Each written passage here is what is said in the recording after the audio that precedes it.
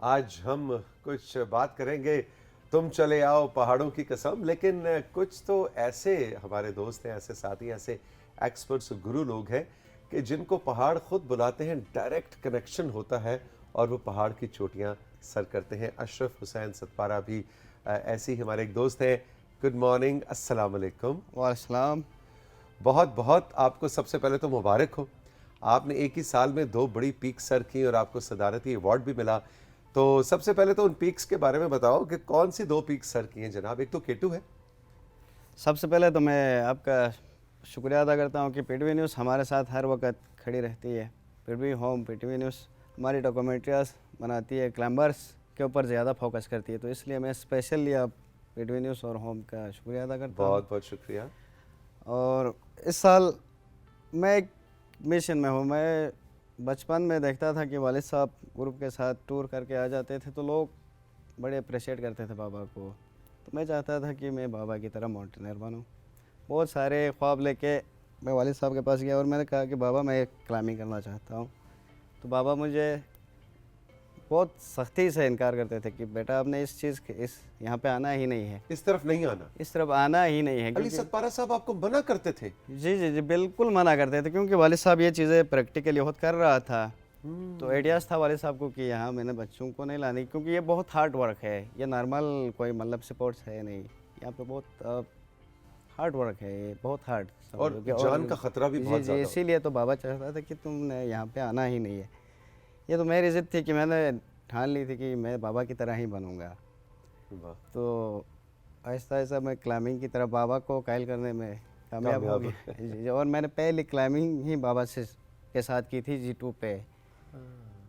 इस साल आपने 2 की, एक केटू की है, जी जी, एक ब्रॉड पीक। ब्रॉड पीक की है। जी जी। अच्छा, एक ही साल में 2 पीक्स करने के ऊपर बड़ी बात हो रही है। क्या मुश्किल काम होता है? मतलब एक ही साल में इसका ये क्या कहानी है? जी जी, लास्ट ईयर असल मेरे वालिद साहब ने 17 टाइम्स समेट किया था। 8000 की 4 पीक्स को, नंगा पर्वत हो गई इसमें, broad peak, G1 G2 K2 पे 2 टाइम उसने वालिद साहब ने ट्राई की थी, बस किस्मत में नहीं था वालिद साहब का।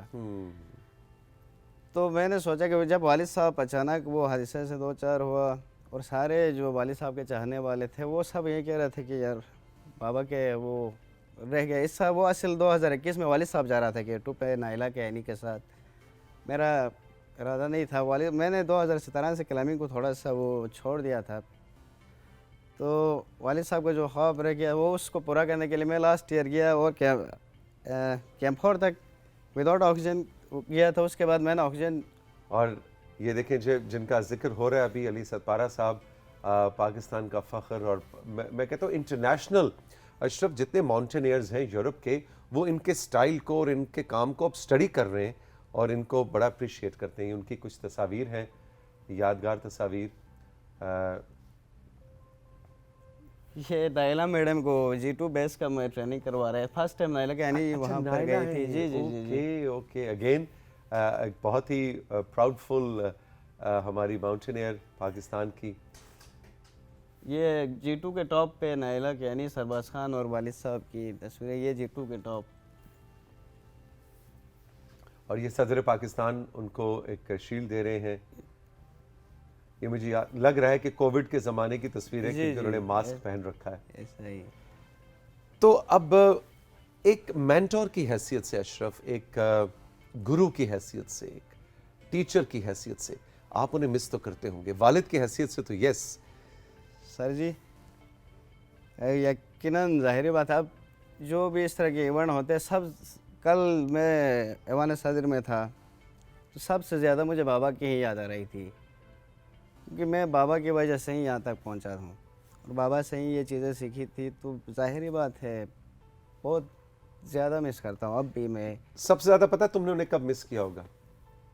जब K2 की पीक पे पहुंचे हो। सर वहाँ की मैं नहीं कह सकता, बयान ही नहीं कर सकता, क्योंकि वो एक बहुत इमोशनल से वो फीलिंग थी मेरी वहाँ पे।